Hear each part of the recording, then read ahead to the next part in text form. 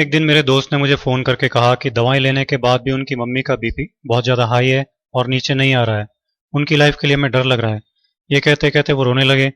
मैंने कहा चिंता मत करो, मैं एक नुस्खा बताता हूँ, उसे तुरंत बनाकर दो और एक एक्यूप्रेशर भी बता देता हूँ जो कितना भी बीपी हाई हो जाए तुरंत काम करेगा और 5-7 मिनट में ही बीपी नॉर्मल आ जाएगा।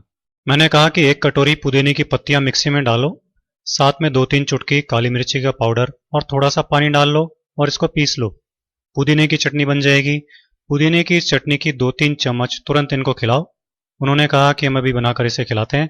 फटाफट 2 मिनट में ही उन्होंने चटनी तैयार कर ली और तुरंत उनको खिला दी। 5-7 मिनट में ही उनका आराम आने लग गया।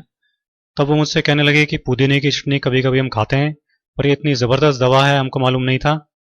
मैंने कहा कि ये घरेलू नुस्खे बहुत तेज़ी से काम करते हैं और बनाने और यूज़ करने में भी बहुत आसान होते हैं, लेकिन बस हमको इनके बारे में मालूम नहीं होता। नेचुरोपैथी और आयुर्वेद में इसको बहुत ऊंचा स्थान दिया गया है।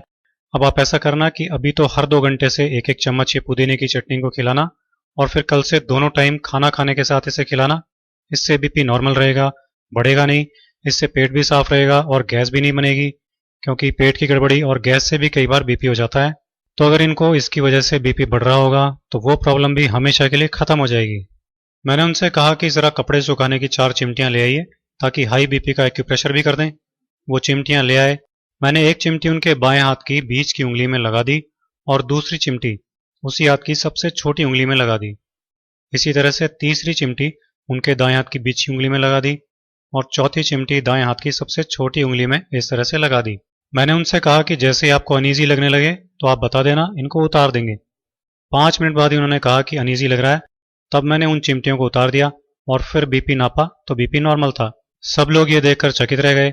मैंने कहा कभी भी ऐसी बात हो तो इसे तुरंत कर डालना और इसे रोजाना दिन में एक बार इसी तरह से करना। बीपी हमेशा नॉर्मल बना रहेगा, जान का खतरा भी नहीं रहेगा। सबकी आंखों में आंसू थे, लेकिन वो खुशी के आंसू थे, क्योंकि उनकी माँ की जान अब खतरे से बाहर थी। तो दोस्तों, आप भी हाई बीपी के इस बेहद आसान इलाज को यूज कीजिए, अपनी लाइफ सेव कीजिए और लाइफ बढ़ाइए। दोस्तों,